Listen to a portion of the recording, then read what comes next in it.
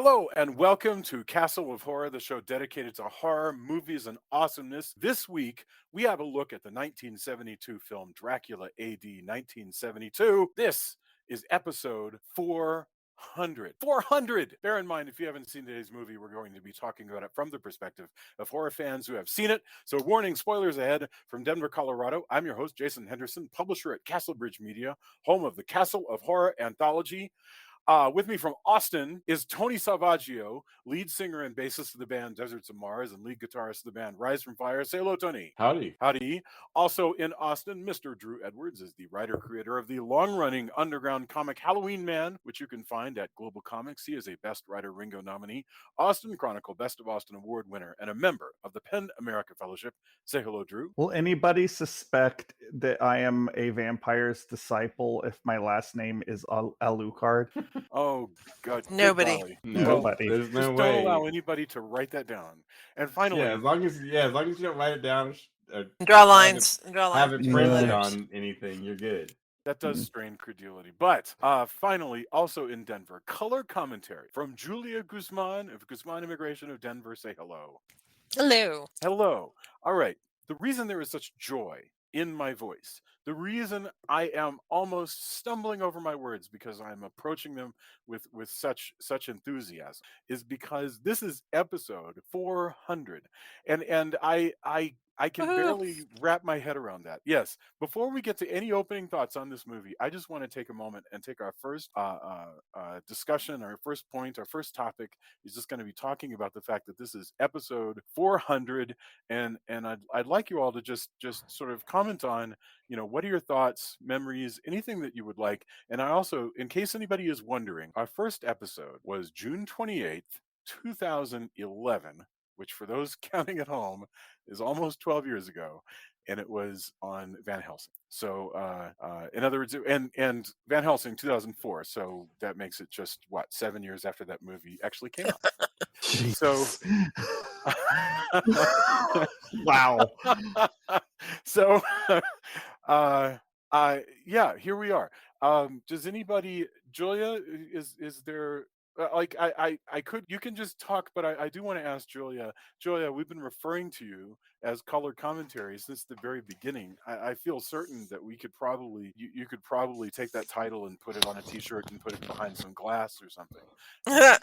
No, I still think that I count as color commentary because, as I pointed out when we were on Zoom with our Monster Movie Happy Hour friends, I'm the only one that doesn't have horror movie posters all over my walls.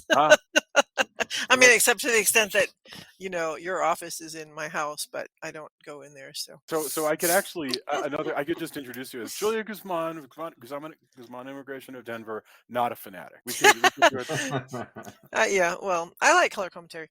It takes the pressure off. I don't have to I can just read the IMDb. I don't have to know things. But yes, no, I'm excited to have. I'm actually surprised it's only 400, given that we have been doing this for almost 12 years. But it's a lot, and it's been great. No, I think it's just the highlight of or at least one of the highlights of our week. Every week is to get to chat with these wonderful friends of ours about fun things, and you guys mean a lot to us. We love you. Aw. That's my contribution. Julia, I don't have any memory actually of how we began doing the show. I remember sending a text to Tony because we were talking to another podcast was doing a thing about comic books, and I don't remember if we were talking to them or what, but they told us a little bit about the technology that they were using. And I said to Tony, if we can't figure this out, there's something really wrong with this. How the idea being, how hard can this be? And it's harder than I thought, but Yeah, I mean, that's famous last words for sure, right? I just remember you being like, "Hey, I'm gonna do a horror movie podcast with a couple of friends. Do you want to join us?" And I was like, "I don't really like horror movies, but okay." So strange. I don't know. So I don't know odd why that that was. You just caught me on I guess a good day or a bad day, depending on how you look at it. No, I'm kidding. But yeah.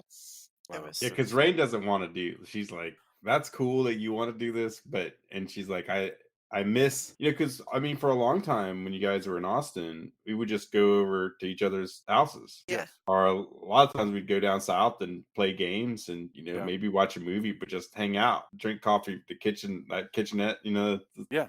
kitchen in the back, and then drink coffee and stuff. And we just, that was such a large staple. So like, but despite that, she's like, the podcast thing just isn't my bag. And so she's like, that's cool that you want to do this. Like, yeah, I mean, catch up with Jason and Julia. I miss them. And then, us knowing Drew, like, I mean, I think through the podcast, we definitely, we hung out at conventions and outside of that off and on. But I think the podcast is really where we kind of solidified, Yeah. Hanging out for sure. And then, of course, hanging out more outside of the podcast after that. Right. Well, it's been kind of an organizing thing. Like now, so yeah, we could in theory see one another as friends, but we've seen one another because we've been on stage and we've Right. been to different cities and it's created a sort of organizing principle, which is crazy, but because again, we're we're we're we're we're a bunch of writers in different areas who just get together weekly and talk about horror And movies, which is so Well, fun. we have miles of text chain at Yes, this right, point. Like right, we are right. constantly talking to one another. that's true. Yes, yes, and especially my favorite thing is that we're bartering about what movies we're going to cover. Yeah. That is some of my favorite stuff. It's like, hey, do you all want to watch the new Suspiria? How about the old Suspiria? Or does anybody want to watch this? And somebody will raise a point and go, I don't want to see that movie. I'm not talking about Suspiria, but they'll say, I don't want to Yeah. see that because this disturbs me or that disturbs me, and everybody gets a veto basically, which is Or just, I don't really like that movie. I don't want to sound like a jerk. I don't want to. That's I don't want to. mine Yeah. a lot of time. Like, Yeah, I does don't Jamie really like want to fill in that. for me? Yeah. right. Jamie wanna- I don't yeah, really want to do this movie. And I mean, it's been interesting too, because I mean, the real premise was just like, hey, can we hang out again? Yes. After you'd moved away, and then people have pointed out like, hey, some of your like, it is harder because we also were we're a very organic podcast anyway. Yes. There's editing, but it's not a lot. It's not editing like the friends of mine who really like who monetize their stuff and have Correct. Right. make their like livelihoods off of it. Like that's a different Borgo podcast. Pass is a very, very, very slick podcast. Yeah, It's yeah. only gotten slicker and slicker. And honestly, Oh, yeah. Monster Movie Happy Hour is like from Yeah, where they they edit in start. music and clips Yeah. and things. Yeah, absolutely. They do skits. we're- They do Yeah. skits. Like Right. Yeah. But Whereas, go ahead, Drew. no, you first. I insist. Well, but we had times where, like, people have pointed out where I worked when I was in the studio at Rooster Teeth, and it was late at night on a Sunday. There were IP concerns where I couldn't even go into a side corner of the studio because everybody's working, and we were concerned about NDA stuff or a meeting passing by or whatever. So I would go out and into my car and Yes. do the podcast on my phone. Yes. And like, that's not slick, and I'm not proud of that. I think we've all upgraded our audio equipment, and probably could I could use a couple of other bits to make it a little better, that kind of thing. But I think that more of a booth or whatever. It's But all a incremental. lot of though. people probably like, it's all like, people go, oh, your audio should be this and that. It's like, look, we're not. We did this. We love doing this, and it's cool. And I like talking. I love hanging out. I like talking with horror movies with my friends, and I like that people dig what we do. I think we have kind of found where we're comfortable and steady, but a lot of it was just, hey, let's hang out. And it doesn't have that I mean, sometimes to my chagrin as an audio person, as a tech person. Yeah. But also, like, that's just not, I've made my peace with it. Of course, after all these years, I'm still like constantly, like, when I bring up a movie, like, oh man, I hope people like it. Or if it's something I'm really excited about, people aren't like, I never want to be the least, we all want to be people to enjoy what we do and how we contribute. But I'm constantly still like, I hope I'm not just somebody's person they're throwing darts at, or just I mean, I got to they admit, clench their hands if I come on. Oh, I'm Even sure after that's 400 episodes, I'm still like concerned about that, which is, its own thing. I just wanted to say that one thing I really enjoy. I'm not as afraid of people shaking their fists at me because I'm just not that worried about it. I love using this show to bring up movies that I would, the idea that there are thousands of people listening to us talk about a film that up until that moment I wasn't sure if I was going insane and maybe I was the only person who'd ever seen it. I mean, one of the reasons why I like to talk so much about Zombies of Moratau is it's hilarious to me that this many people can Right. talk about Zombies of Moratau, or any of the whacktastic like TV craziness that we've watched, Satan's School for Girls, The Initiation of Sarah. That stuff, and by the way, it's never ending. I mean, if I were left to my own Well, devices, we could come up with more of that crap every week, and I love the obscurity. I really do. I like one thing that I feel good about, and then we should get back to Drew too. So sorry, Drew. Did we Waxed interrupt Drew? poetic a I'm so lot, but sorry. what? I'm No, letting y'all go. I You're took on it. a stream of Yeah, consciousness thing Okay. here. All but right. one thing I do like is it's like you said, it's really organic. Mm. So behind the scenes, it's definitely not like, oh, we found this obscure thing and we're gonna show you how it is. It's very much like, how about this? Yeah. And there's not an agenda of we have to be hip and show somebody this. It's very much a, Oh God, yeah. whoa, this blew my mind, or this is really cool to us and has Yes. some, hey, this is neat. And so in my life, I try to be really genuine. That's one of my traits that I try to uphold. Just to probably sometimes to a fault. Well, I So, mean, but like that's the nature of how we put everything together. I think shines through, and the best compliments, I think, and thank you for anybody who's sat through all these episodes or even a portion of them. Like the yeah. compliments that we get that I enjoy the most are when somebody says, I like this because it reminds me, I have a nostalgic view of hanging out with my friends talking about movies. Yes. And I think that's one of my favorite things in the world to do. And some of my best memories are going to a movie, discussing a movie, or meeting somebody at a convention even. And you start talking like, oh, what about this? Oh, I love that.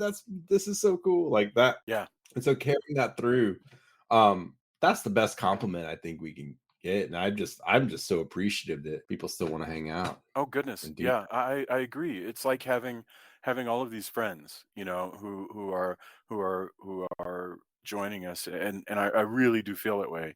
Drew, were you gonna say something? Did we interrupt you? Did I interrupt you? I don't know that I felt interrupted per se. I actually was under the impression, I get possibly mistaken impression that you were going to call upon people. So Oh. I was, if I was being silent, that Yeah, he was, did. Well, he did call on me, so that makes sense. I think it. Yeah, I yeah, think it's. Okay. yeah. Well, I I think it's your turn, Drew. yeah, go ahead, my friend. Okay.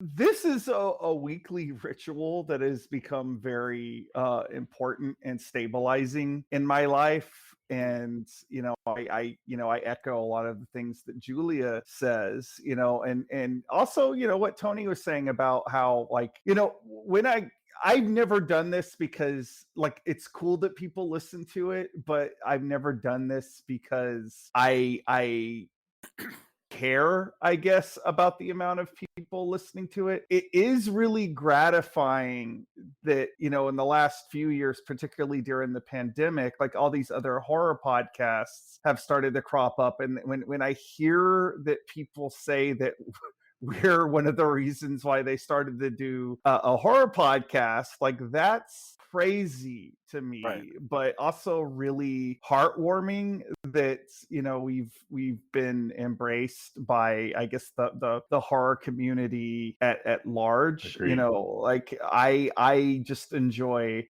hanging out with my friends, but I also like the fact that we now have, like, this extended group of friends Yeah. that we can call upon to bring Mhm. in for episodes, or sometimes we're going over to their podcasts and appearing on their shows. Like it's fun, and it really, just that spirit of community of like-minded people that like this particular kind of film that's a wonderful thing. And like we've done, Julia, you were saying like, oh, it feels like it should be more. Jason probably has the exact number, but like when you think about it, we have, because there's been interviews, there's been bonus episodes, there's been like we've got a good amount of material that That's not number. one of the things. During the pandemic, we did a bunch of so-called lean back Hangout, episodes, yeah, hangout hangout. episodes. Yeah, We did the and interviews, yeah, and and specials and stuff. one of the things that I really like about our podcast is that like a lot of other horror podcast, like Borgo, past specifically is like classic horror. You have podcasts like Chucky Vision, that's just the Child's Play franchise. Like we have a really broad spectrum of topics, from like the obscurities that you were talking about, but also like we have done like everything from Alfred Hitchcock to Ray Harryhausen to 80s slasher movies to Eurotrash to just I think if no matter what kind of fan you are, we have probably covered more than one of that kind of film. And It's very possible.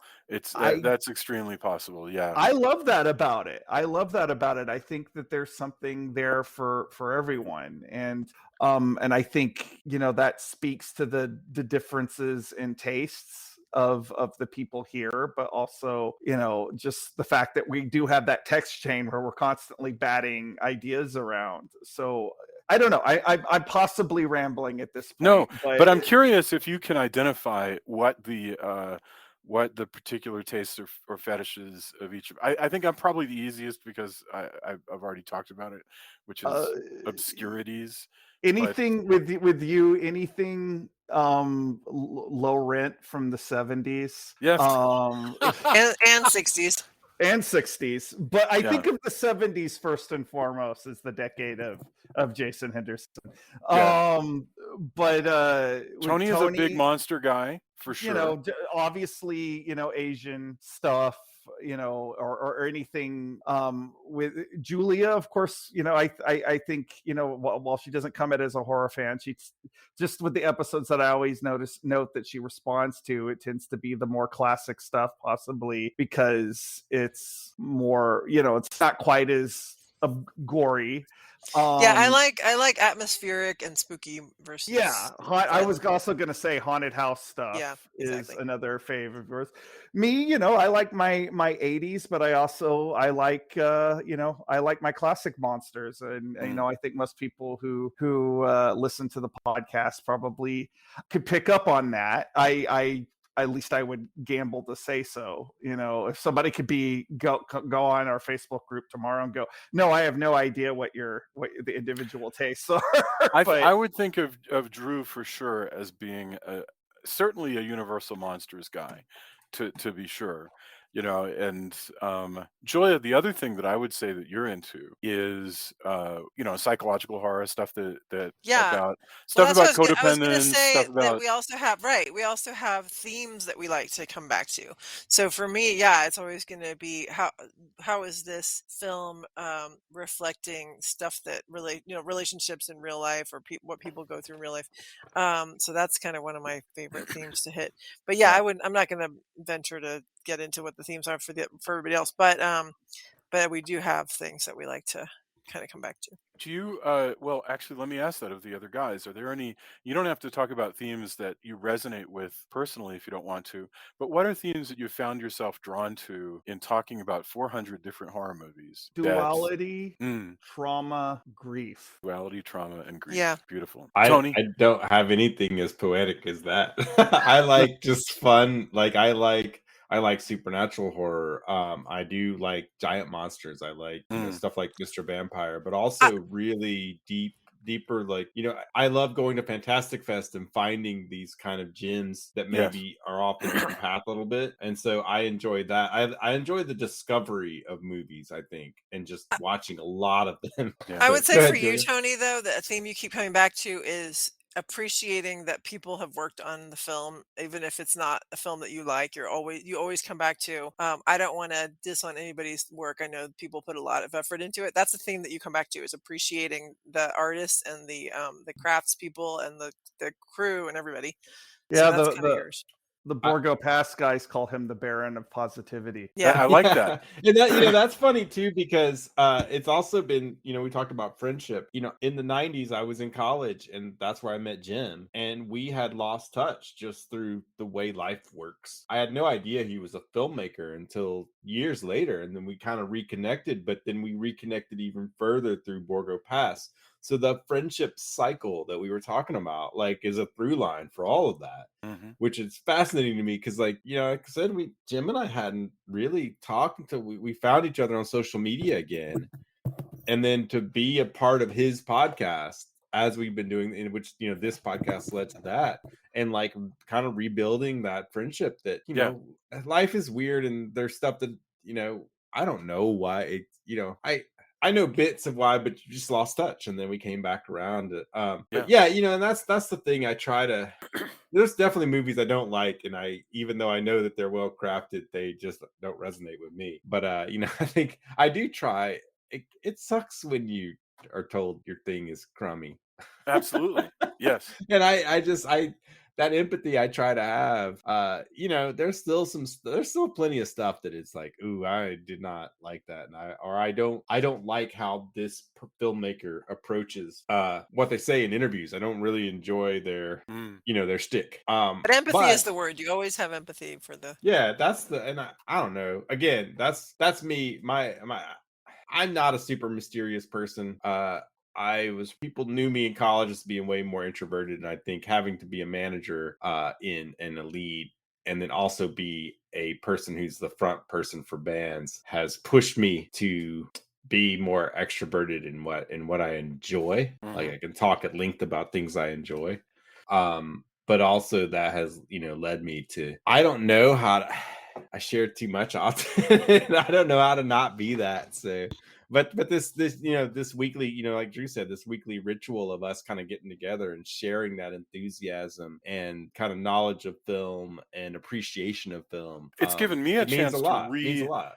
I mean, I've talked about movies on this show that I had next to zero interest in talking about, and the exercise of it always causes me to suddenly see things that I wasn't aware of, that I didn't know were there, or that I hadn't given time to, and I don't want to pick on any particular, but there are plenty of films where I was like, oh, I saw that once when it came out, it didn't resonate with me, and then you watch it again and you spend time on it the way, just a fraction of what the people who worked on it actually spent time on it, and you start to find themes, and that can be really great. I've really enjoyed that. So, Sometimes we find more than the people who actually worked on it. well, Yeah, that's that can that's happen possible. too. Yeah. The people who um, actually worked on it are like, "Oh, yeah, this was such a the waste of money." fact that we did Look What's Happened to Rosemary's Baby still just blows my mind. A film that by all rights doesn't exist anymore. Uh, the bizarre made for television sequels to the Stepford Wives. Nobody's talking about that stuff. I'm grinning ear to ear just thinking about covering that stuff. Yeah, and it's fun. I mean, it's fun to kind of Yeah. do all of that, and again, to hang out and kind of. 809 episodes, by the way, is the answer. We have 809 What? total episodes, but That's remember that So we twice do as many. That's twice. interesting. Well, yeah, but remember also that we do twice Wow. as many of the, like, 20-minute interviews, yeah. which are called Jason And handles guest by a lot, spots. we, you of mean that. you, Yeah, yeah. yeah. Well, so everybody has so joined me on those. Julia's so joined me on many Jason's of done them. Tony has. 300 something by himself, probably. Which, by the way, if you ever interview Joe Bob Briggs again, I want to be on that episode. Oh, okay. I didn't. I apologize. Okay, I'll bring it up. You don't have to Yeah, I get. apologize. I'm I just always. letting you know. I always get to be on, or not always, but often get to be on the ones with Mary Jo Mary Jo and Bridget. Yeah. and Bridget Awesome. Nelson from Yeah. from MST. Yes. I like Yeah. them, so I'm like, I want to be on. But those. anyway, that's the number 809, and with I guess most of those being interviews, and this is 400th of our official mainline review shows, not counting sidebars and hangout episodes and anything else. So there we go. Wow. Yeah. I just thank Congratulations. everybody for hanging out with us. Like, I Yeah. feel like I Yeah. should have somehow sent cake to everybody. You know what? I will accept belated cake. Absolutely. Belated cake. If I'll we- get right on that. Okay. if we do an event in the summer, we can call it a celebration of number 400, even though we'll be on like something like 415 or something like that. So Yeah. it's I think that's fine. We also, what date did I say we did the original? It was like June. So we've got to be coming up on an actual anniversary sometime pretty soon. I pictured a lava shark cake, like some movie, the cake that oozed Gosh. blood or something. Cake that Oots Some Blood is nefarious. a great title for an Amicus anthology movie. They got Yes, So they I got think the it'd be cake. really fun as an anniversary thing next year when we have our what did we say? It's going to be a 13th anniversary to do it. If Friday the 13th, if the 13th Friday the 13th comes out Yes. next year, Mm. then we can do our 13-year anniversary and do Friday the 13th, Friday the 13th, if we do that, we've and got possibly to get, on a Friday the 13th. we that sounds like something we need to get with somebody and organize a live event for. That sounds like Can we we get really 13 need to presenters? go out of our way to show up in person. Just go Yes. everything. Well, yeah, after all the people that have joined us, like Lee Freiling and Adam Foshko and Jim Towns and Jamie. and Jamie, Yeah. many times. Jamie did the whole Candyman series, and so yes, we should. Who do you think is the most prominent guest host or guest cast member? Would it be? I mean, it's would it be probably Jeremy? Jamie. It's It probably probably Jamie is. because I mean, that's the other kind of odd, the kind of organic nature of the podcast is sometimes we have life stuff. Again, since we're not monetizing it or it's not our sole Not focus. particularly. Like we Even it's people who have organic. monetized it are life Yeah. stuff. But Yeah, no, we often will take breaks and and stuff like that, and we'll have guests. But that I think that's part of the nature of it is that also gives us a chance to get new perspectives and maybe bring up movies we wouldn't necessarily bring up. But I would I think if I could be wrong, I haven't ran the numbers, but I would guess that it would be Jamie just because she's cool and it's always good to have more women on the show and more cool people and I would think that she would be the Yeah, the most guest likely. that's come on the most. Yeah. Yeah. All right. Well, I'm sure that we've talked about that more than people care to. Maybe they've jogged past all this and they're now reaching for hearing whether or not I'm going to start talking about the movie. No. Everybody is taking it and they're like, you go team. Congratulations. I don't believe a single person is wishing us ill for our nostalgia. No, I don't think so. I agree with you. 400 is a big milestone. It is. Yeah, no, that's for real. Well, okay, before we move on, is there I chaired a panel this summer and it had this topic, and yet because sometimes it's very difficult to keep a panel on topic, we never actually answered the question, and that made me super duper sad. And the question was like, how do you keep a podcast going? How do you what are the secrets to it? And instead all the panelists were talking, they got off on different tangents that I was not able to control. So what are the secrets? And I can throw out one. Like if you are starting a podcast like this, or if you've started one and you're trying to figure out what to do, the main thing is find the level of technology that you need such that you can keep doing it over and over and over again. Because if it is taking you, days and days to create an episode, then you're going to exhaust yourself. Yeah, So sustainability all around, because not just Yep. that, but also a time that you're consistently going to meet. So you're not going every week trying to figure out, okay, what's going to work next week for everybody. Because that's Yeah. just not going to yeah, work out. I agree. I mean, it really boils down to do the thing. We've talked about many panels. We like, how do you get into comics? How do you create comics? How do you do web comics, etc. Like do the thing. Yeah. Like figure out how Yeah. to get together within reliability. Choosing people that you want to collaborate with that are reliable. We happen to all be friends, and again, sometimes we're like, oh crap, this came up. Can we do Monday instead? Right. Right. But especially if you're going to go ahead with like something where you're really committed, you're going to do all the, it's going to be research based and everything like that. Yeah, find the technology, get it right. Currently, I would say, we took a big leap when, doing it on our phones and doing stuff like that. Like now you should definitely buy a good mic, buy a good headset, research that. And again, reliable people that you want to hang out with, that's the thing, like being able to Yeah. come up with, and that spark, being able to continue that, because since we're friends and we all have, and different points of view, I think we play off of that often, and it works really well. But that happens organically, and I think the reason it happened for us is because we had a bond previously, which you may not always have, depending, but it's nice. And I think but the big thing is just consistency and drive.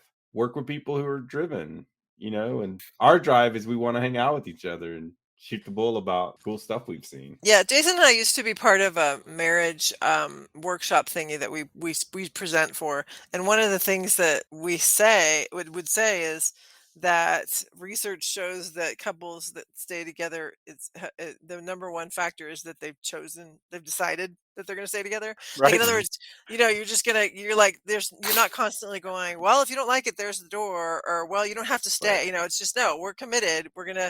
We're not gonna, like, there's this whole metaphor about building a house, and it's like you have a foundation that you're staying on. That's the foundation. I, You can remodel or whatever, but you're not going to tear down the house, and you've Right. decided this is your house. Oddly enough, this podcast has weathered several different iterations of my band's like members.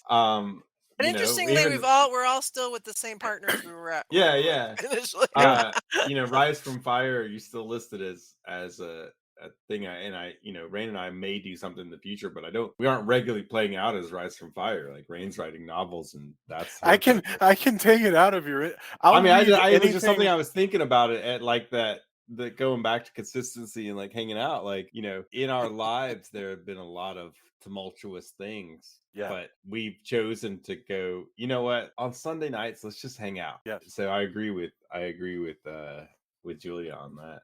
I'll read anything that's in that script. So if somebody like snuck in and changed the script, I mean, whatever. maybe, but I just it was interesting to me, like it brought up. No, excellent point. Yeah. Like, Yeah. but those changes throughout, I've had different guitarists, different people in Deserts of Mars, all of those changes in the back, multiple jobs, we all had multiple things we're doing, all of that. But the consistency of getting together on Sundays, or maybe another day, but mostly Sundays, is because that's what we want to do.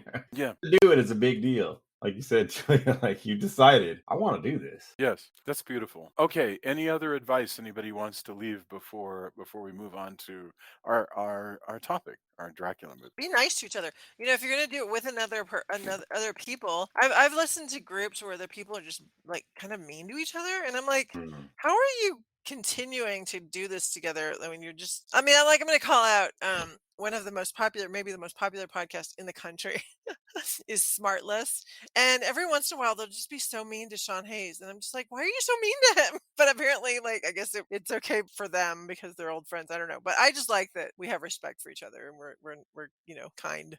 That is Agreed. nice. Yeah, I I agree. think if you're doing a film podcast. My one bit of advice, and this is going to sound ironic since I think out of the four of us, I am the one that tends to be the most critical of movies most of the time. I think you should throw out the idea of film criticism and call it film analysis, because all films have stuff that are good about them, even the worst of them, and all films have stuff that are bad about them. And I feel like the discussions that we have, we kind of bounce around between the positive and the negative, and I think that is more interesting and also a better tool for the creative process, to go at it like that. And it's not like that was like a mission statement that we I don't that we stated at some point. I just think that's kind of where we've fallen into. And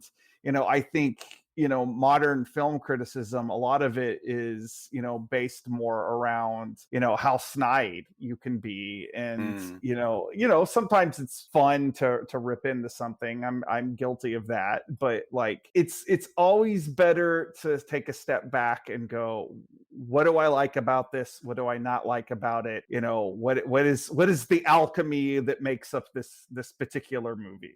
Yeah, well said. That's good.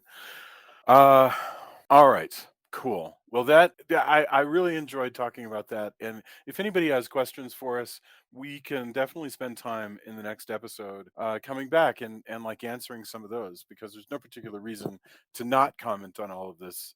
At number 400, we can be literally elder statesmen and just come back and talk about this stuff whenever the heck we want. And that when Julia and I have our 30th wedding anniversary, which is coming up next January, we will talk about that ad nauseum. Not next. Is it next January? Yeah. Oh my God, that can't be Yes. right. Isn't No, this? because next January. Good Lord, how did that Yes. happen? Well, it happened because this January was the 29th. And so Is next that January. how? Yes. All right. Okay. The film that we all watched, because we've been watching a lot of classic vampire films, including stuff from the 80s and stuff from the 70s. But the film that we watched for tonight was Dracula AD 1972. And I think the reason we chose this one was because it has just some classic stuff, but also some deviations from classics that give us a chance to talk about. So let's get our opening thoughts. We'll go Tony, Julia, Drew, and then I'll go not Satanic Rites of Dracula. Dracula AD 1972 came out in 72. Tony, what are your thoughts? I think it's got a lot of cool bits. And I think, updating it, like giving a 70s twist to it, like updating things is really cool.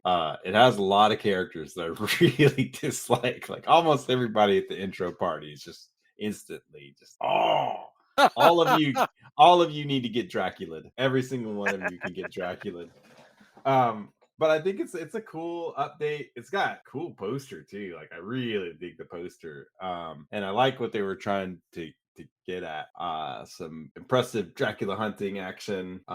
Yeah, it's fun. It's not perhaps one I revisit all the time, but I've seen it a few times because it came up like with the name like Dracula AD 72, 1972, you do want to like see some cool 70s cars, some cool 70s people, and Dracula doing 70s stuff. And I think it's a cool idea. You get exactly 66% of that. Exactly. Right. That's yeah. I dig it, but I'm really excited about the conversation about it as much as write it, because it clips along as well. Excellent. Julia, so Dracula AD 1972. I presume it's your first time watching this. I don't even know if you had any prejudices going into it. What are your thoughts? No. I think it's interesting that Tony mentions the poster because I'm looking at the poster on IMDb. And it's a different one than the one that is the cover of our Art of Hammer book, but that one's also the same. So how does that go, Jason? That there's like a poster on IMDb, and then there's the poster that was on the cover of this. Well, Art of Hammer every movie book. has multiple posters. Like the one on the cover of the DVD I have has a big muscle car and Caroline Monroe holding up a goblet and stuff like that. Right, and that's at the bottom of the one I'm looking at on IMDb. Anyway, so yeah, so one of the posters, which I'm guessing is the one that Tony's referring to, is actually the cover of the Art of Hammer poster book. So that's kind of cool. Yeah. I liked the movie. I thought it was a lot of fun and really interesting and creative. I always appreciate a film that does things a little differently, and this one definitely has some creative things. I liked I actually do like the performances of several of the people, not all the people for sure, but I really like the performance of Christopher Neame or Nemi, however you pronounce his name, but Johnny Alucard. Yes. And of course, I mean, Peter Cushing and Christopher Lee are always going to be fantastic. Yeah, you can't lose with Um, that. yeah, you can't lose with them. Carolyn Monroe's interesting. There's a lot of Oh really yeah. interesting performances. I love that Christopher Lee and Peter Cushing are in it, even though they're like well, Christopher Lee's still himself, but the still Dracula. But Peter Cushing is a descendant, and the other folks are descendants of ancestors that were around the previous time that Dracula had been alive. All of that's really cool. I do agree. I think it was it our friend Bruce Wright that was talking about how it's unfortunate that they didn't take Christopher Lee out of the church so that he could actually interact with humans in Several people have 1972. made yeah, Yeah, Christopher Bruce definitely says that because he goes, yeah, how cool would it have been to see yeah. I this agree year's with that. Dracula reacting to the 70s? That it would have been cool to have him Hmm. kind of out and about, but then you get you kind of get some classic and some not classic. And so I liked it. Overall, I liked it. There were definitely some flaws, but it was fun to watch. True. What about you? This is actually the second time I've watched this in so many months. I watched it back in October when I had COVID. I watched this in Satanic Rites back to back. I think this is a lot of fun. And I think it's a lot better than maybe some of its criticisms get to it. Like like I agree that they unfortunately don't do a whole lot with like the idea of Dracula and swinging London is a fun one, and they don't ultimately do that much with it. But I think what we're given with Peter Cushing being back, and by the way, I not only love the opening sequence, but I love Van Helsing's takedown of Dracula at the end of the movie a lot too. I don't hate all of the kids. I think some of them are kind of obnoxious, but I think they are meant to be part in part because I'm sure this was like middle-aged people attempting to write quote unquote teenagers, and so there's always going to be perhaps a little bit of contempt there when someone tries that, but I think they're fun. And like the costuming is certainly amusing, particularly the one guy who is constantly dressed like a monk Yes. for no reason whatsoever. But I mean, you got you also have the two cops, Inspector Murray, who is kind of like the slightly hipper cop. I don't know. I enjoy that character as like a sidekick for Van Helsing. Yes. And I like the character of Jessica Van Helsing. I think that the whole a lot of this is sort of like pre-gaming what we got in the Tomb of Dracula comic book, a few years later, honestly, with like the various descendants of that's true. people from the Dracula novel. And I think that's kind of interesting. But I just think this is fun. It's not classic Hammer. This came about during the same time period that also gave us Captain Kronos, which we reviewed a few weeks ago. And you do get the sense that they're sort of just throwing stuff out and see what sticks. But I think it's entertaining. The 70s Captain Kronos, like somehow it comes in the 70s, and this whole thing would have been cool too. Had that continued, like it would definitely, you could do a lot with that, and it would have been interesting had they kind of come together. That would be kind of fascinating, actually. Well, I was listening to the Monster Movie Happy Hour episode of John Carpenter's Vampires, and I was like imagining what a team of cinematic vampire hunters led by Peter Cushing's Van Helsing might be like. And Captain Kronos, of course, would be a good addition to such a team. But this is a fun movie, and like, is it perfect? No. There's perhaps to Tony's point, there's perhaps too many characters. Like, they probably could have clipped a few of them, but it's an entertaining flick. The one thing that's before we move on to topics, my main thought is that between what people prepared me for when they told me about this movie, and maybe even when I first watched it, 20 years ago, based on what I've been reading about the movie and what the movie actually is, I am pleasantly surprised watching it. That I think the movie, yes, if you're annoyed that the people who don't like it, I tend to find, are mostly just annoyed by the movie existing for what it is, that it takes place in a contemporary setting, and that Dracula, because of the script, is stuck in one place.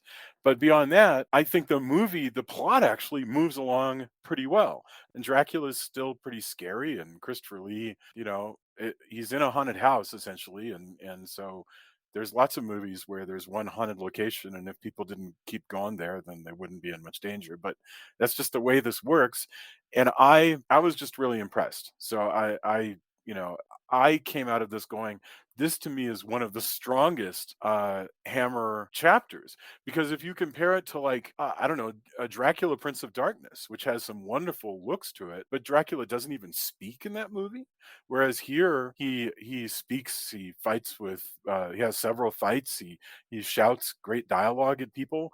A lot of these ones that critics typically reject, like Dracula AD 1972 or Scars of Dracula, are also the ones with the best Christopher Lee dialogue in them, which is super weird. So I come out of it really a lot happier with it than reviews that I was growing up with felt about it. So, all right, why don't we just kind of work our way through, and we can find our themes as we go.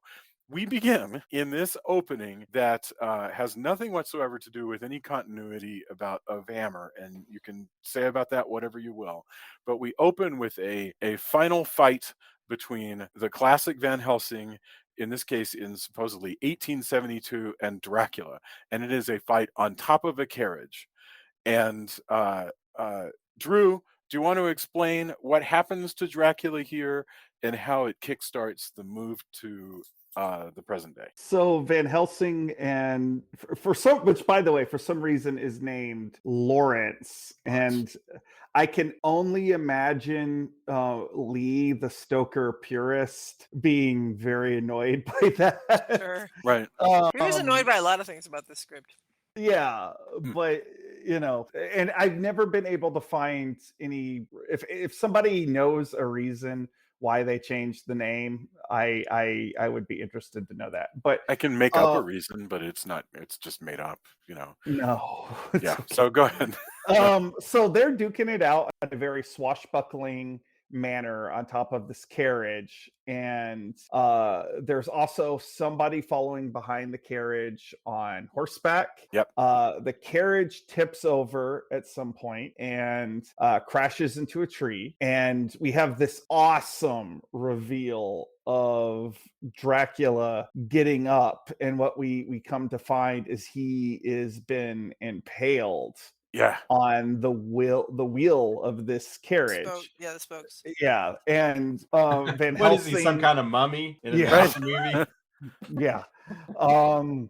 So Van Helsing, gets up, and with his last bit of strength, he finishes staking Dracula, while Dracula is literally like raking his fingernails over his face. So like Van Helsing gets pretty bloodied here, and but he finishes off Dracula. Dracula's disciple shows up and scoops up Dracula's ashes into a vial, which we later see him he pours out pour some of the ashes into the same churchyard where Van Helsing is being laid to rest. And from there, we jump to the 1970s. And mean, it's vividly. the same Yeah. actors are playing. That Johnny Alucard is the guy who was the disciple, and he now Yes. has, so he's clearly a a descendant, because he now has the ring, because he also picked up the ring off the ground, that the disciple Yes, did. So he Dracula's has ring. Dracula's ring, and he has the vial in a box, and he has the same like sketch for whatever reason of Dracula that Van Helsing has,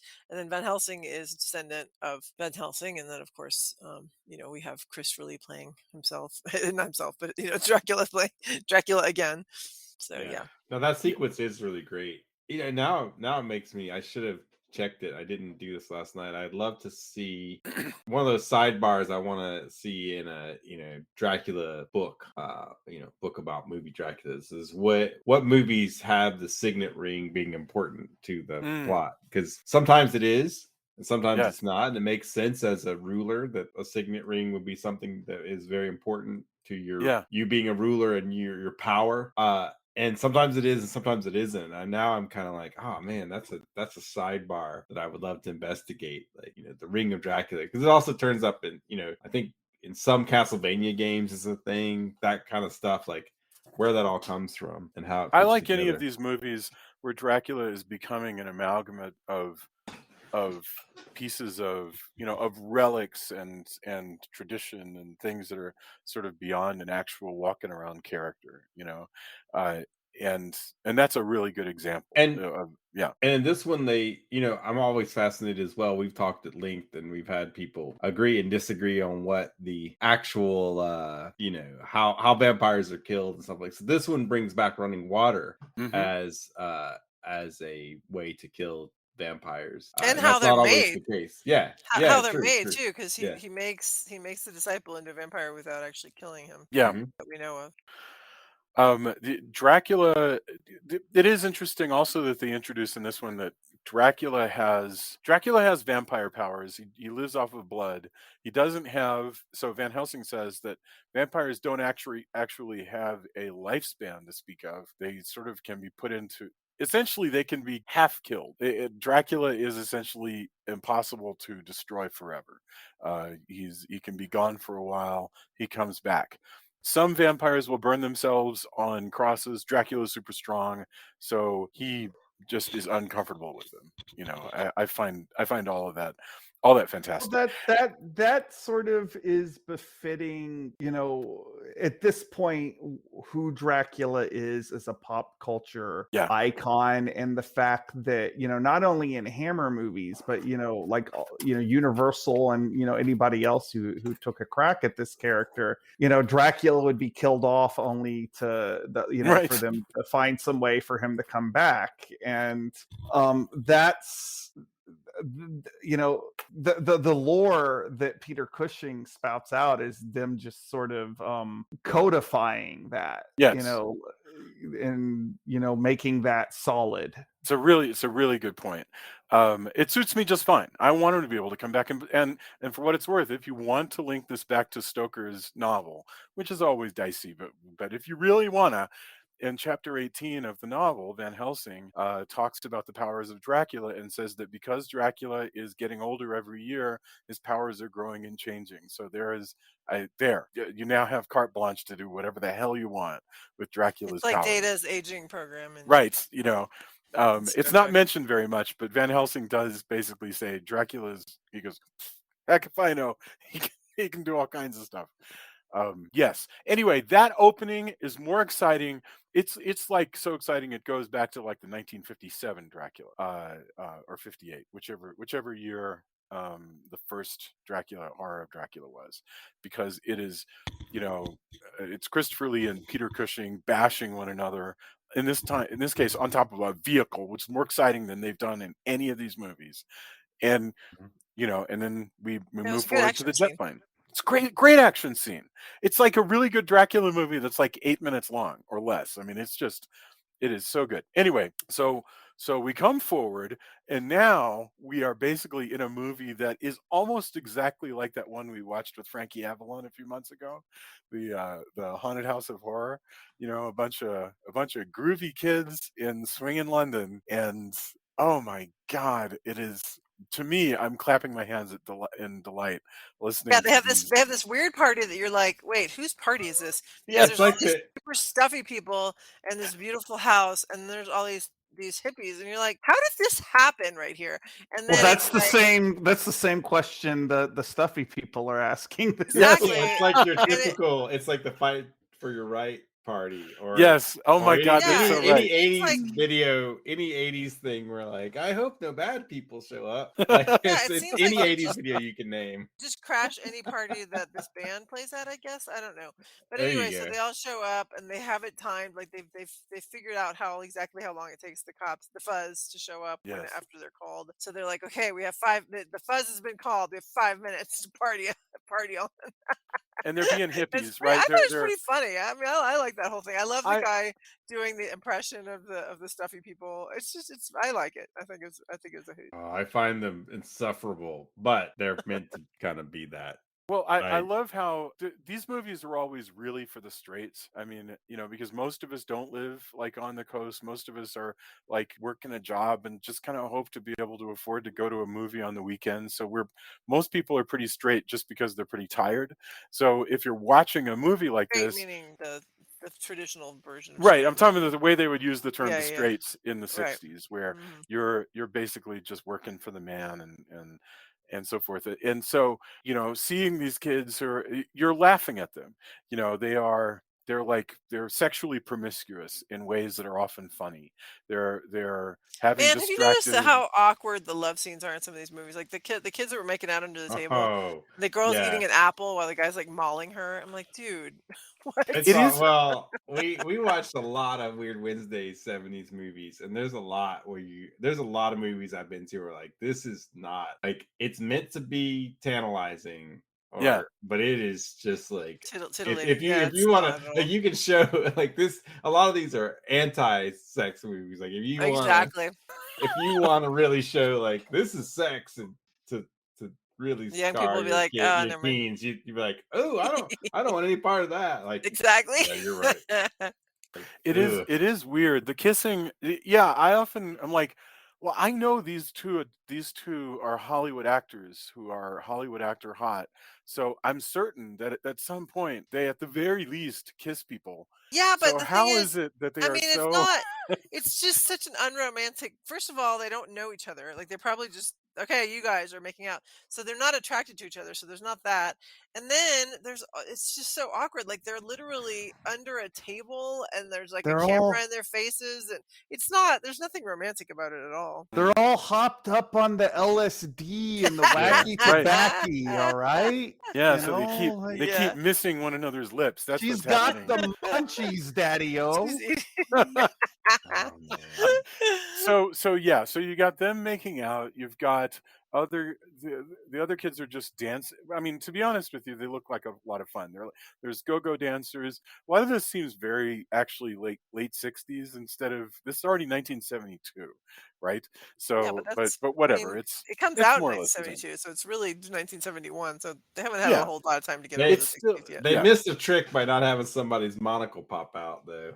Oh, absolutely. And That's all Tony, that's Tony, missing. you're exactly right. If you watch like a lot of those videos, like 80s new Yeah. wave and punk videos from the time, Yeah. there's It's always these every dudes in bowler video. hats who are like Whoa. appalled.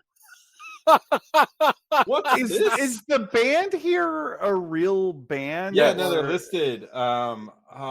And I liked them, Stone. by the way. I Personally, I remember really they're in like the Stone they're Ground. hi.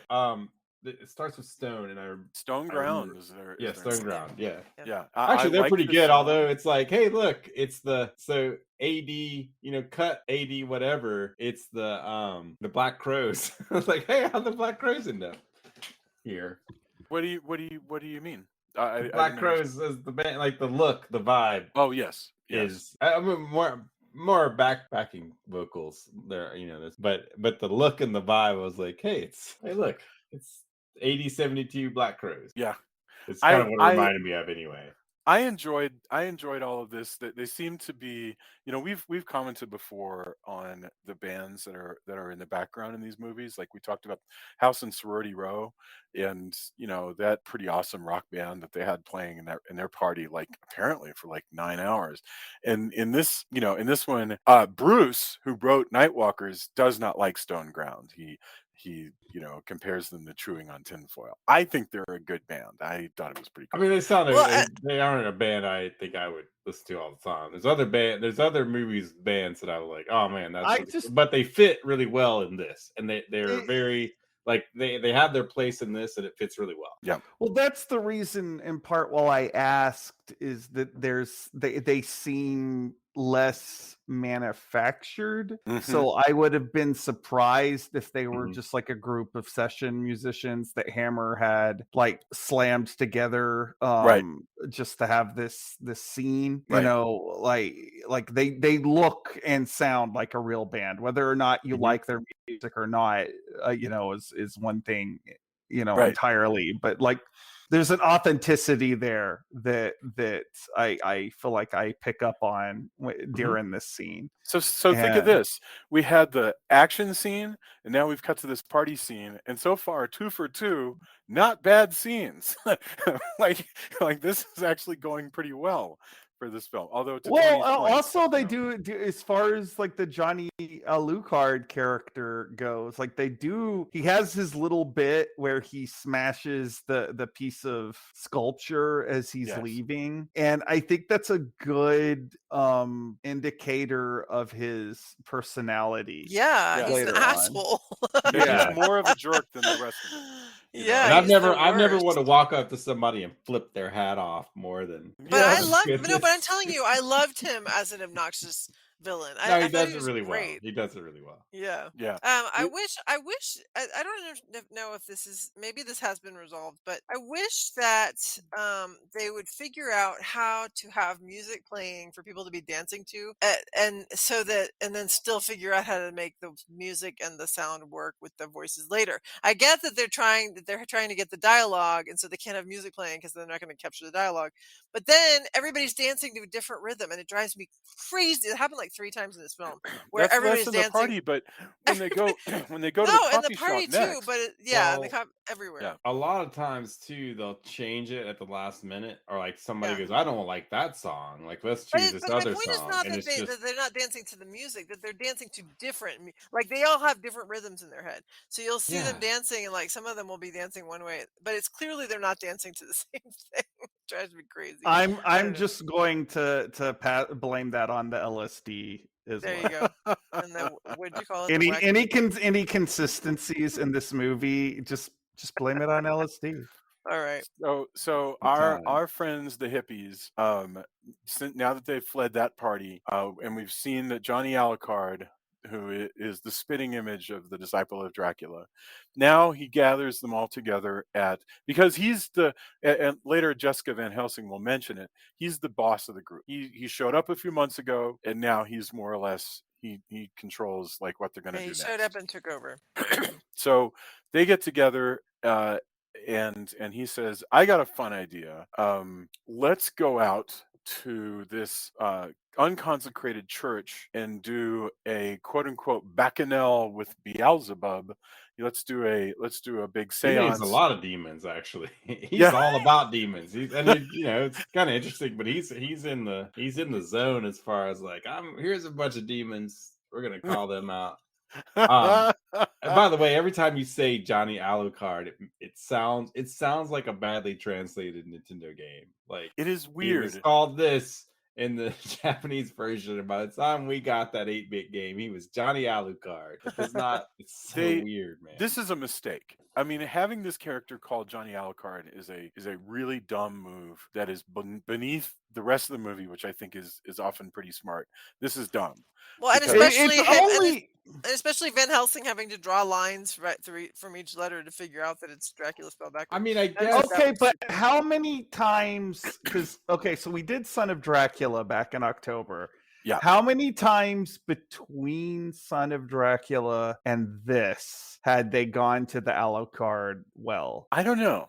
And I guess I don't technically know. it's Jonathan Alucard, but you constantly the Johnny I, Alucard sounds. Well, that's what they It call just him. They all sounds call him ridiculous. Johnny. Yeah, I yeah, mean, no, exactly.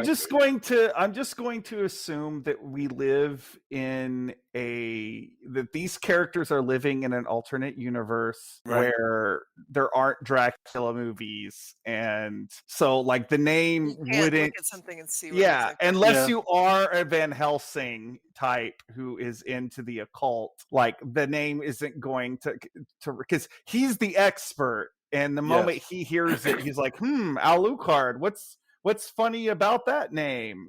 Like, so Yeah. everybody else, maybe they're like, that sounds French or something. I don't know. Like, No, excellent point. but Excellent point.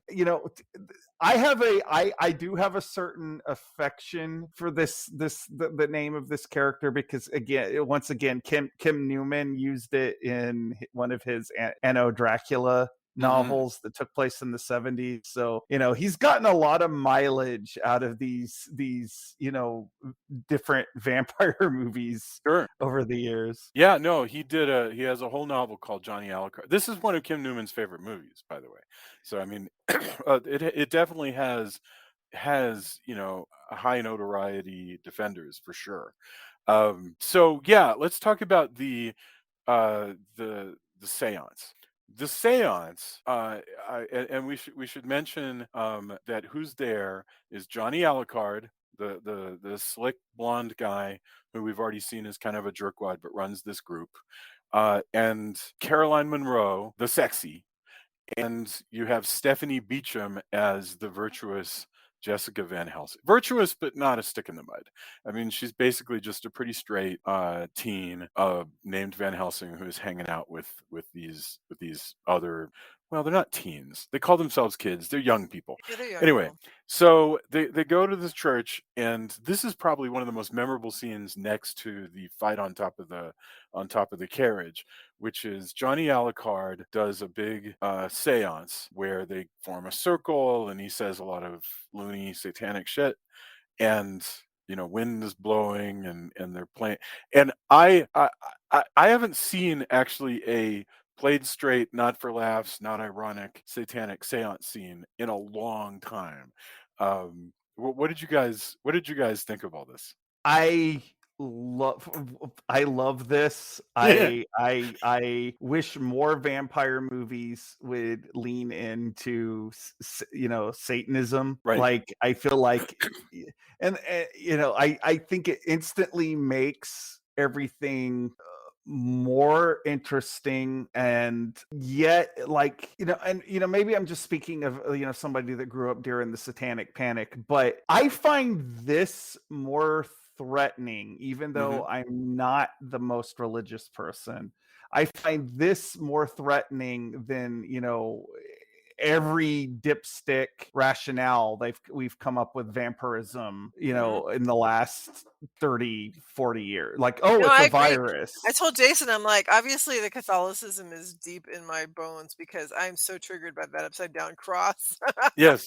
It It's was super freaking me creepy, out. and I think that when you lean heavily into that aspect of vampire mythology, it grounds it into something that everybody, even those among us who are not practicing any kind of religion, Right. we understand this, and it's an instant, especially if you're trying to do vampires that are horrific. You understand that this is like this is seriously evil, and like I would love, like, this is one of the things I love about Hammer vampire movies, particularly their latter ones where they did really start to lean into the Yeah. satanic stuff. But I would love it if people started going full tilt with devil worshipping vampires again. I just think that Absolutely. that's really fascinating to You me. don't have to believe in this stuff to find it very moving. You just have to acknowledge the power of it Well, inside the story. You Well, know. so like, and I may have brought this up on an episode before, but Noodles, who is somebody we know through Anime Fest at the various times that we appear this, who is a practicing Muslim. Hmm. You know, we were talking about the Coppola Dracula at one point because she Yeah. said that she had just watched it with her sisters, and I said, "Oh, you know, what do you feel about all the Catholic stuff in that movie?" And she's like, "Oh, I'm fine with it. You know, I don't think of it as any different than if I'm watching like a fantasy movie that's based on Greek mythology, and Right. they're being like Zeus or whatever in it. It's just like it's just what." You know, the vampire mythology runs on. And I, you know, that was really eye-opening to me, you Yes. know. And I mean, I think, you know, that's kind of changed the way I look at this stuff in movies as well. Yeah. Well, there's a Yeah. lot of manga anime that uses, because there's a different, it's just a different thing, and so there's a lot that uses religious iconography or plot lines. People go, oh, it's blasphemous, or is it this, that? And they're like, no, it's just cool because I don't care about that. Like, I just use it to Right. tell a story.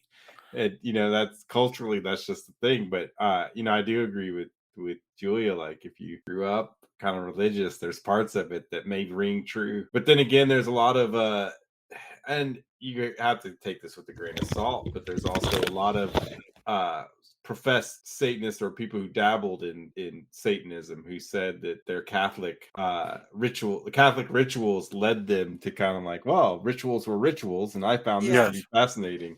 And you go, wow, and it's that flip side perversion of like saying mass backwards, or Yeah. prayers backwards, all that stuff, but as part of the ritual where there is that tie back. And I saw also a meme one time where Satan, and he sticks with, Latin is created, and he goes, oh, that's the one, I'm staying here. Yeah. Why is it Yeah. Latin? There's all these languages, like, no, that's the one for me, I'm sticking with it. It's just it's become the language of movies for Satan. Sure. And the more you get away from that stuff, without creating something that has a similar rhythm that's just that well designed, Well, the they more did it try it with Esperanto in Incubus, yes. but that didn't Well, work so and well. yeah, and actually the funny thing is that worked pretty well, right? With Did Incubus work that well? Because I I I think you're I remembering it enjoyed it, but differently than the actual movie. but my point is, when you take away the concept of vampires being the opposite of virtue, and you make them into just a biological thing or even a political thing. Somebody made the observations that if you get rid of all the Catholicism, then vampires become basically just superheroes. They're just Mm. or aliens on Earth. They become science fiction creatures where they are just people who want to drink your blood. And then if you can get that under control, then they're basically just like foreigners who are around and just live by different precepts. Whereas there's something exciting about something here where you have this notion that there's good and evil, and the vampires are on the side of evil, but they're sexy, and that's awesome. I mean, like Right. Caroline Monroe, as Laura, is extremely erotic as this woman who is like super duper turned on by participating in this. I'm gonna lay on top of this Until she gets blood poured all over her. until right until So yeah. so I do want to talk about this now that we're back to this, coming around back to this the actual movie, which, I Yes. mean, it's been an interesting diversion. But I was actually thinking when he was trying, because he was trying to get Van Helsing, Jessica, to come up, and so she didn't do it. So the other girl's like, no, pick me, pick me.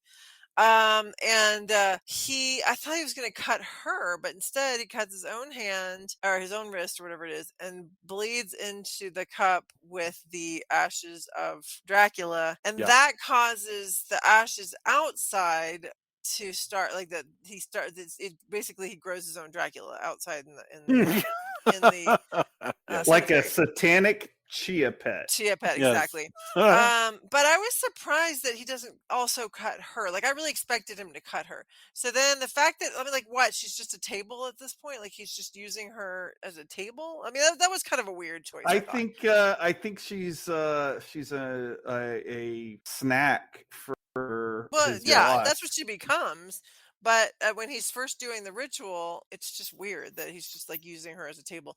Anyway, so I thought that was strange. And then he pours the blood all over her, and that's yes. At that point, yes, he's. It's obviously like kind of a. It's like throwing chum out into the water to get sharks to come. It's like okay, Yes.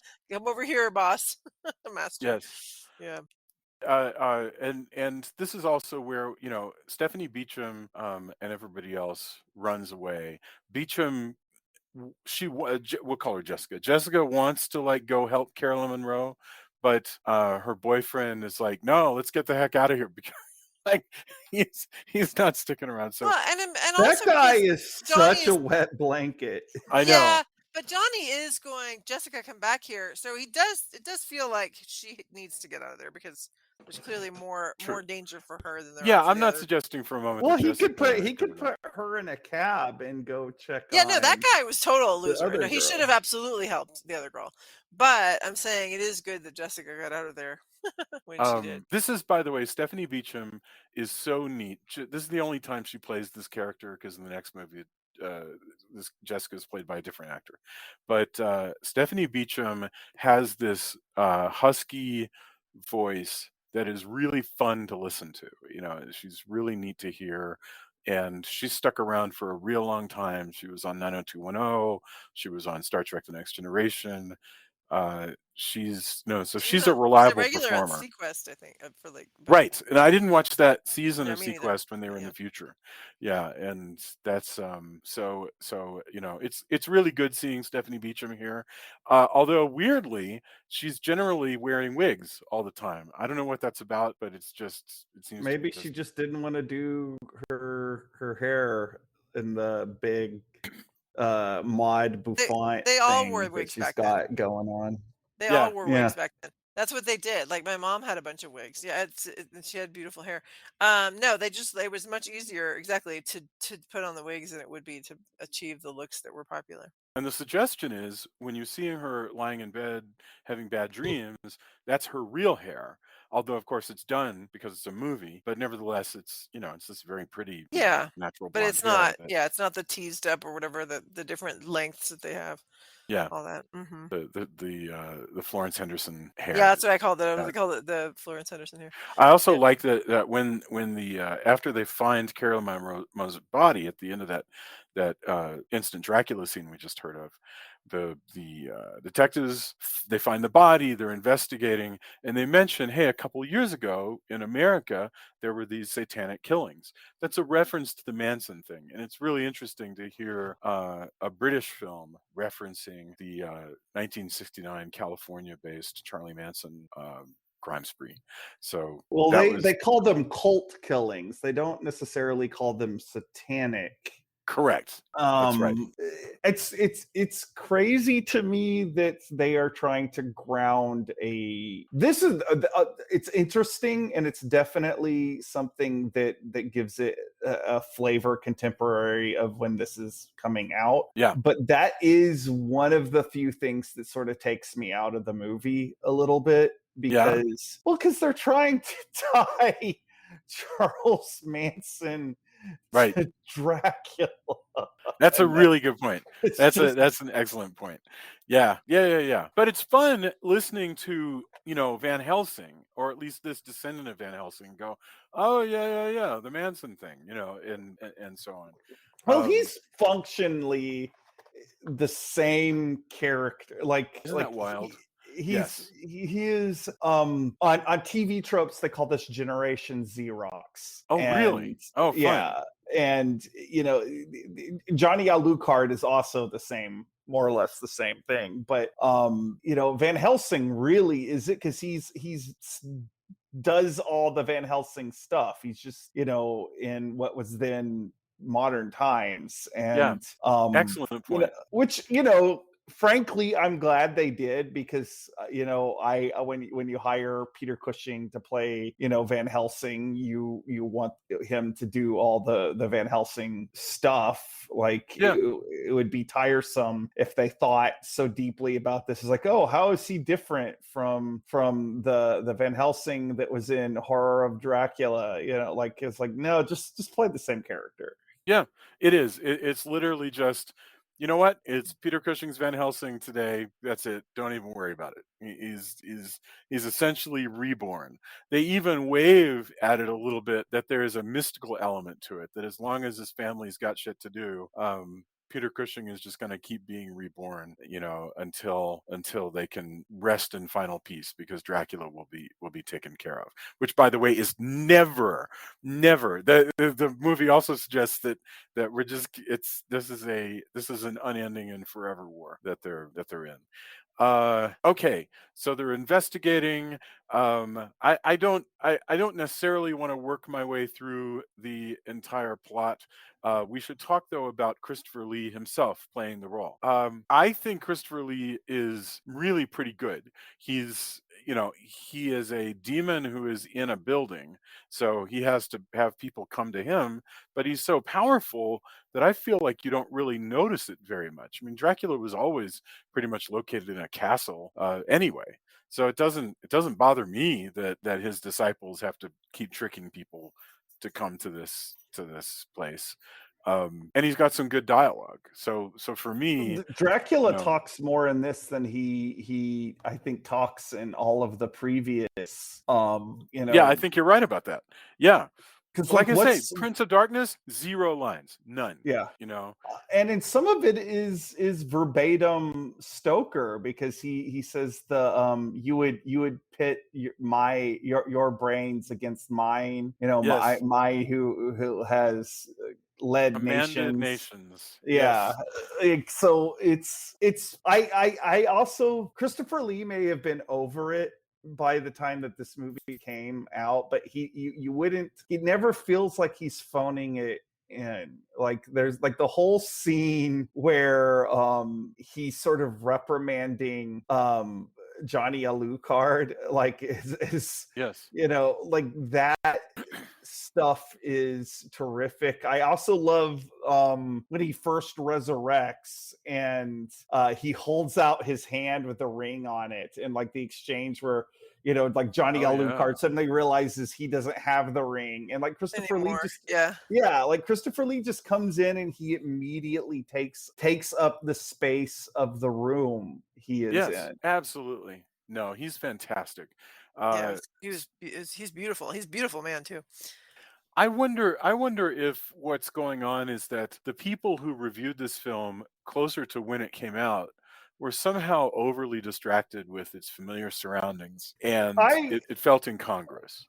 I also think about, and by the way, I think this is a much better film than the movie I'm about to reference, but Hmm. I also kind of am reminded of a lot of the reviews of Jason Takes Manhattan, Mm, where all people can comment on is like, oh, really only the last half of the movie is in New York. Because you get a lot of reviews of this where it's like, oh, well, Dracula never really does that much in modern London. It's like, yeah, but you can review the movie that you wish that you were watching, which is I guess fine. Or you can take the movie that exists on its own terms. And I think this is a fairly fun, vampire movie. And by the way, like vampires in modern time, that was like still more of a novel idea when this was coming out. Like, yeah. Well,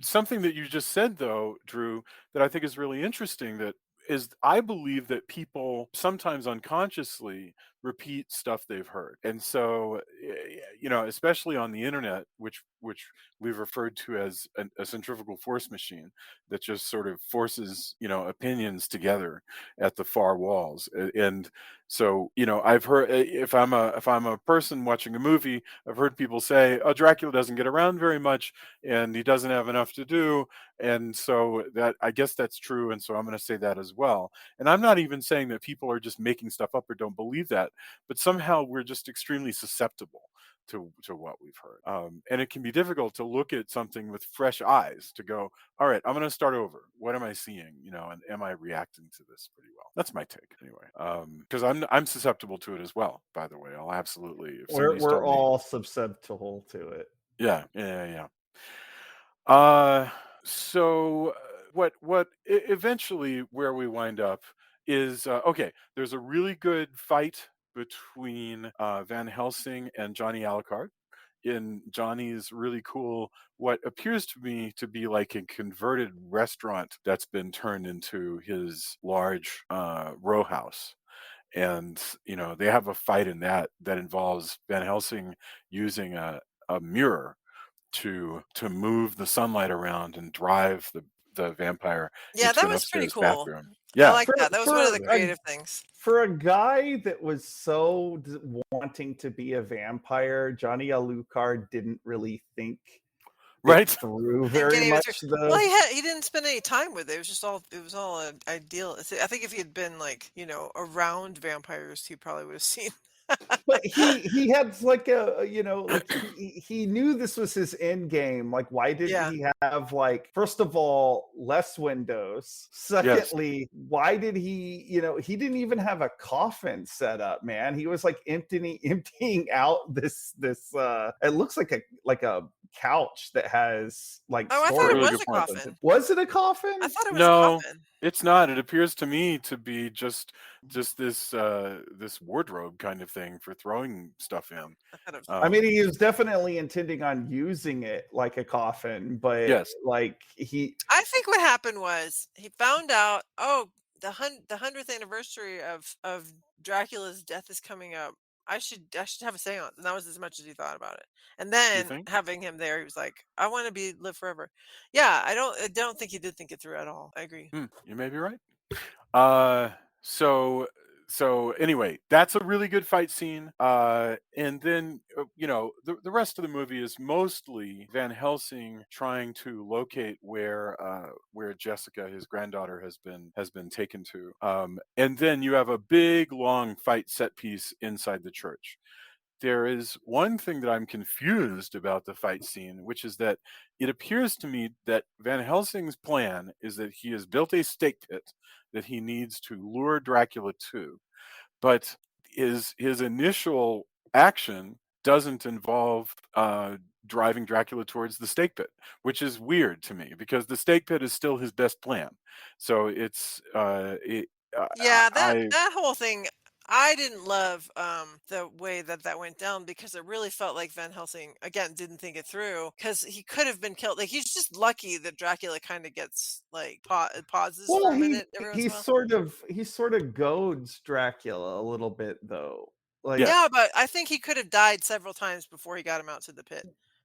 possibly, but I mean, that's gonna happen if you're fighting Dracula. But Hmm. It's a pretty um I think decent it was final just that fight. they just didn't want it to be over so quickly, so they couldn't just have him well, stake Dracula right away. I think Dracula wasn't going to kill Van Helsing because he wanted him to watch him turn his Oh, granddaughter into a right. Yeah. vampire. Yeah, Like, that's true. Dracula has the James Bond villain problem here. Like, instead of just running up to Van Helsing and snapping his neck, he has this elaborate revenge Right. planned out. Yeah, And I true. think Van Helsing knows that. Like, I Yeah. think he knows this guy is, I think he knows that Dracula has some hubris here. Yeah. I don't know, like, I mean, there's a That's an reason excellent point. why he's a reason why he tells the cops that give him an hour, is that he thinks he can pull it off, and Yeah. to his credit, he does. Yeah.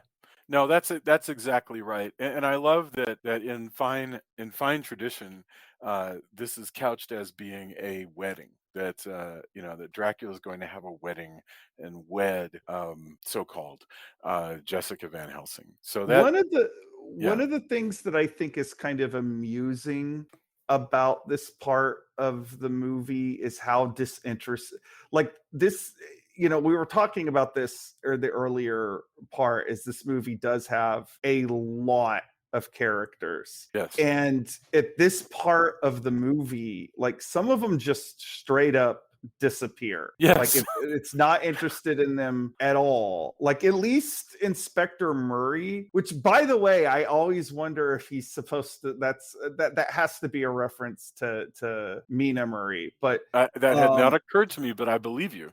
That yeah, that makes total sense. Yes. but Yes. like, at least with that character, they have Van Helsing saying, "Hey, give me an hour." But and he shows up in the next movie. But like some of the hippie kids, like I couldn't really even tell you what happened to them at this point There with the is ones that another weren't killed. blonde girl who disappears.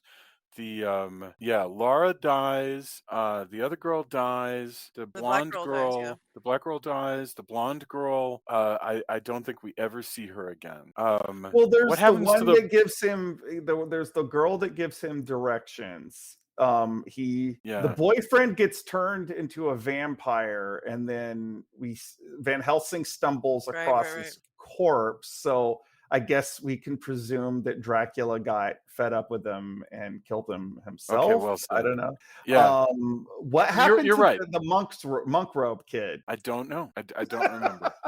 I guess he's just gone. Yeah, it's a really excellent He point. had the most sense out of this entire friend group, and he moved back in with his parents, I mean, the and that's suggestion this whole is thing. just like with just like in House of Horror, it's a thing where once the police are coming around, everybody sort of scatters to the wind.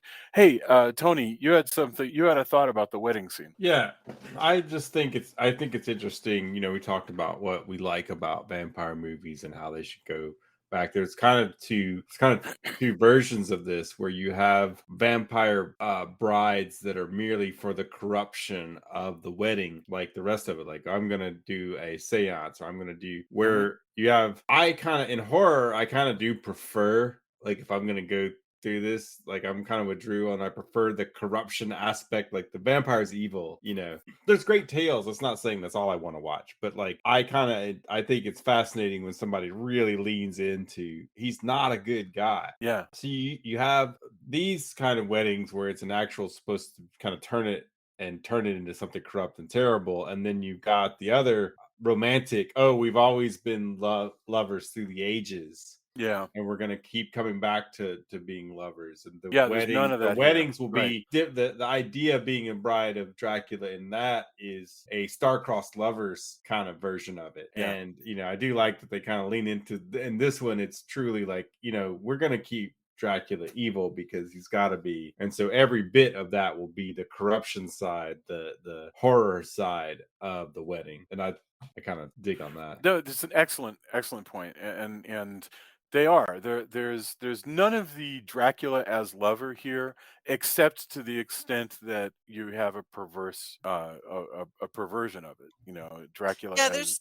yeah. definitely that idea of and I'm conflicted about whether to even say this, but the whole Those are the idea best that things. the idea that they've always had of if he looks at someone, then suddenly they're under his spell, and they succumb. And what I was gonna say is I hesitate to say it's I'm wondering if it's some kind of rape fantasy of like, oh, at first the woman doesn't want it, but then she gives in, and then she enjoys it or has pleasure or whatever. I don't know if it's really that, or if it literally is just no. This is I think different that's going on in vampires. vampire stories. Yeah, Yeah, absolutely.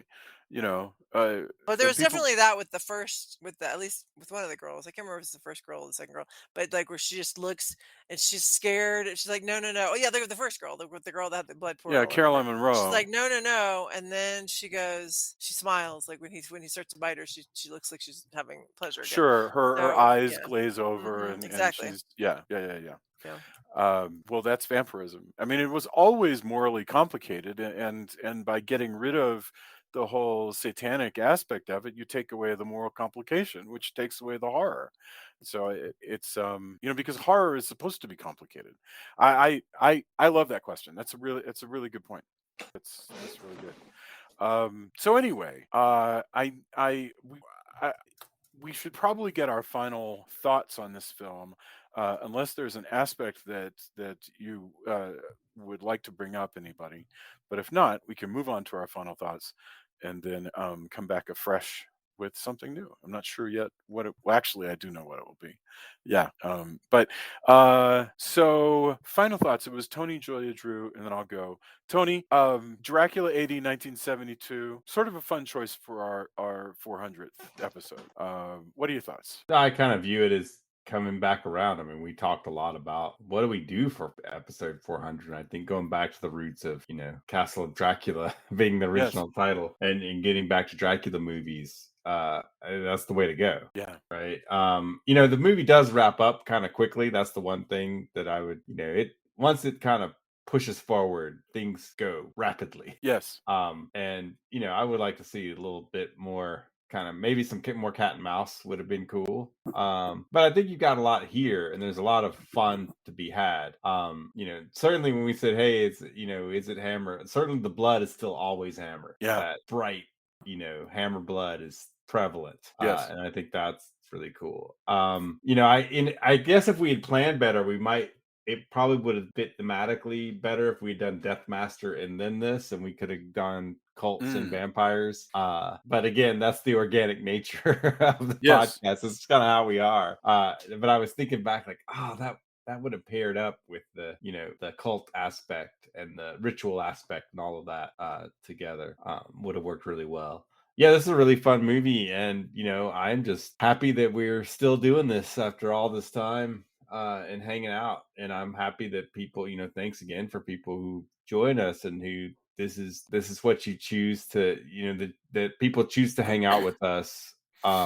Is amazing. I really appreciate everyone's support and I just support the I just love the support from just hanging out with friends. I think that's the real takeaway. But yeah, I definitely, seeing this movie, like I would like to see more 70s Dracula stuff. I mean, there are, but I could see them taking it even further. And how, it makes me also want to mirror, like, why not have a 70s car chase that mirrors the beginning of this? So like take that same thing and then just do it on a 70s sports car.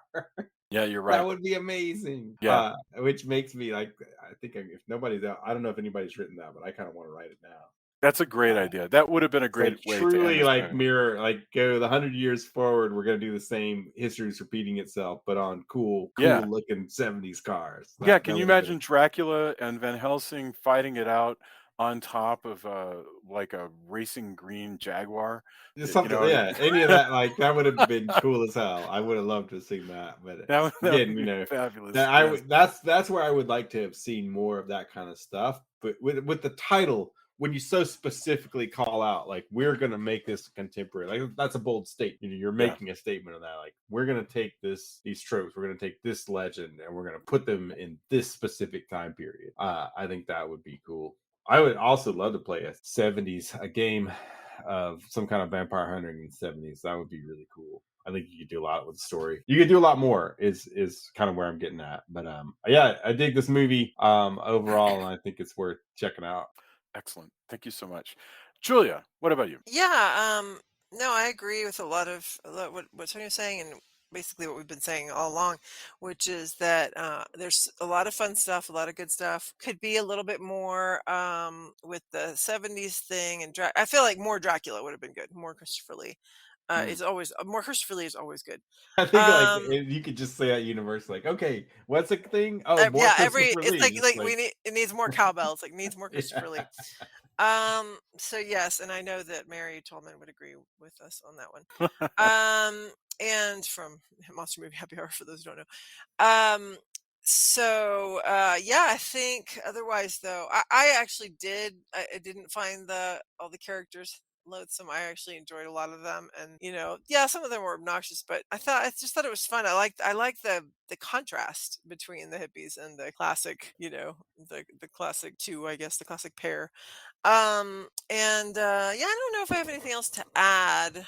There's not anything really that I thought we didn't cover that I wanted to cover, so I think I'm good. Wonderful. Thank you. Drew, what about you?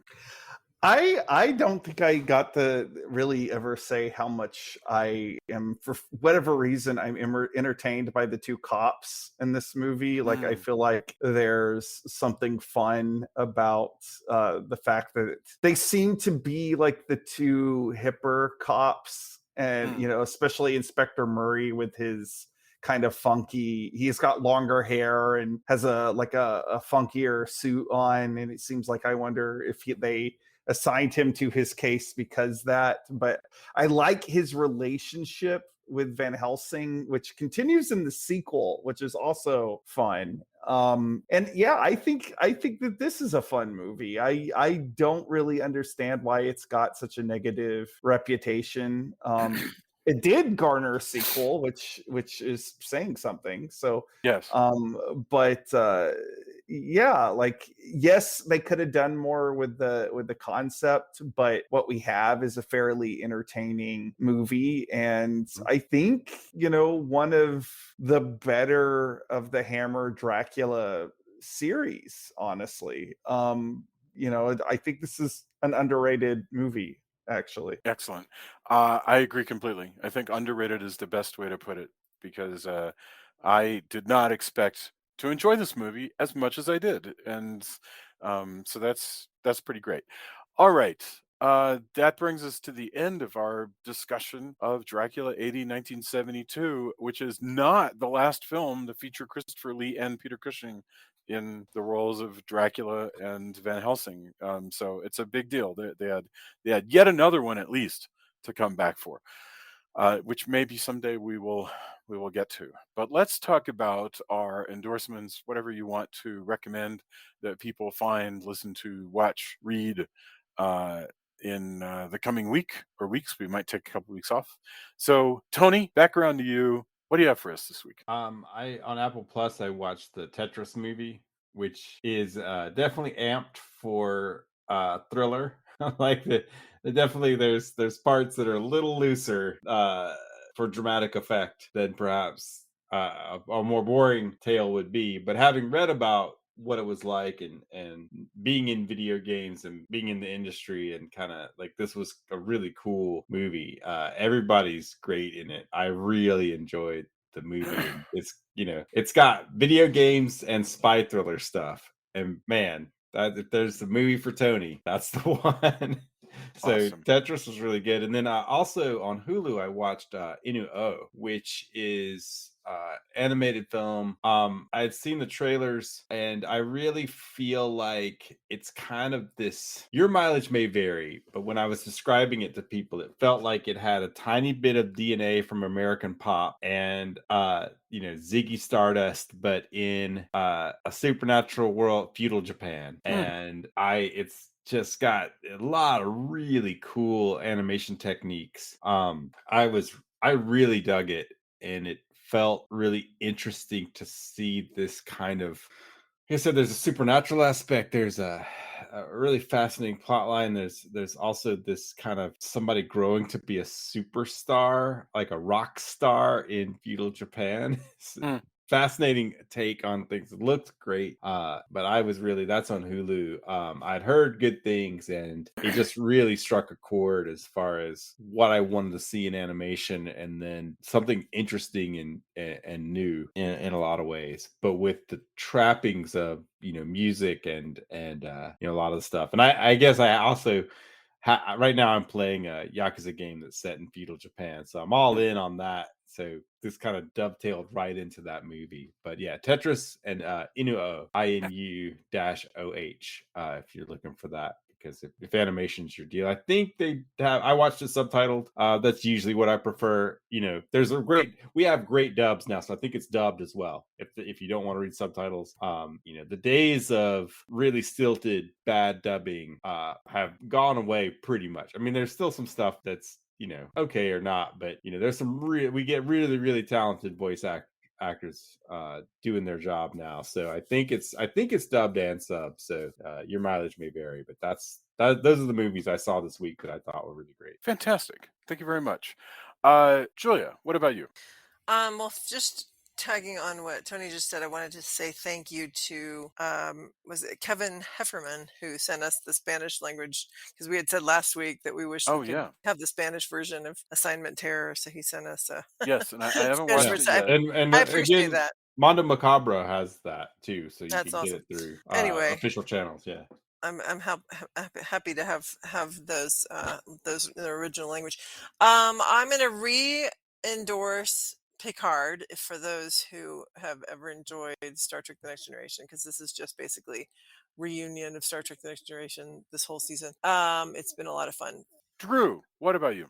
If you like seeing things that parody white dudes saving America, I have been enjoying Agent Elvis on Netflix, which is also just fascinating to me. That is a official Elvis branded thing, and in fact, Priscilla Presley is one of the producers and also voices herself on it.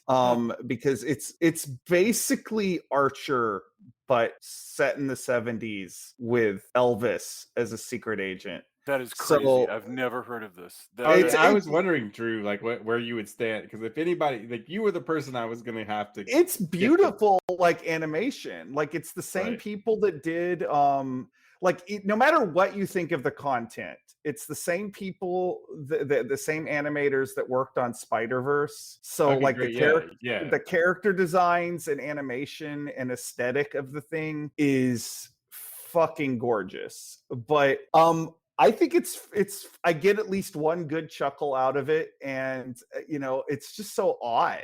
Like like you have a cartoon where Elvis gorily dispatches of the Manson family. If that sounds like your idea of a good time, and admittedly your mileage may vary, like it's not going to be for everybody, but I'm really enjoying it. I think it's funny. I and above funny, I just really like the aesthetic of it. Like I like the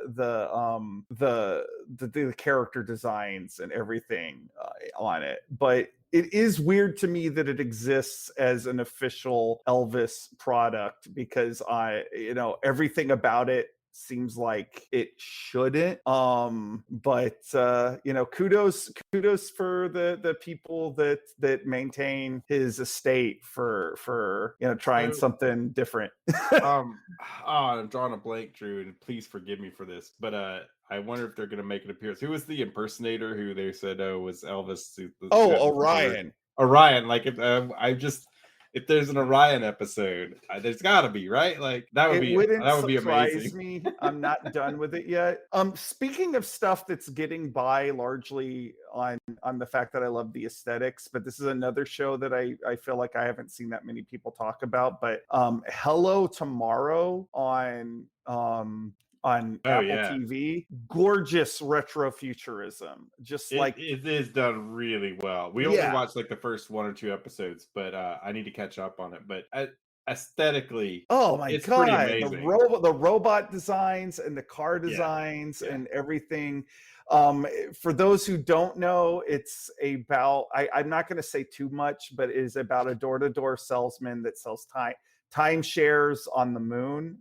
And it's got that sort of 1950s but the future thing going on, and it's gorgeous, and it seems to have flown under a lot of people's radar, but I really enjoying it. So that's all I got this week, because I've been busy doing a lot of writing, so I haven't really been up to too much. That's fantastic. Thank you very much. I have nothing that I can add, because over the past week I've just been busy with dealing with a new project. So I'll let you guys' endorsements stand for all of us. And I agree with Julia on on the Night Agent and on Picard. So everybody have a wonderful, wonderful week. Thank you for joining us for this discussion of Dracula AD 1972. Thank you for joining us for our discussion of our 400th episode.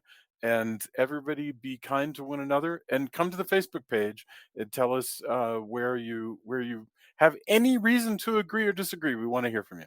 So thank you so much. Bye, everybody. I'm thankful that you would spend time. Bye. Good night. Happy 400. Good night. Bye.